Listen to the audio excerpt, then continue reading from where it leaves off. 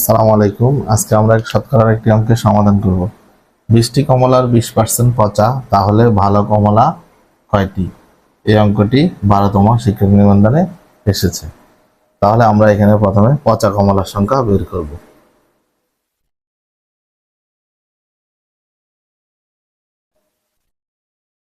পচা কমলা কিন্তু যেহেতু 20টি কমলা 20% পচা বলেছে, 20 গুণ 20%, 100 ভাগের 20। তাহলে এখানে আসতেছে 0 0 কাটা, এখানে আসতেছে 5 দুগুণে 10, আবার 4 5 20। তাহলে 4টি কমলা পচা।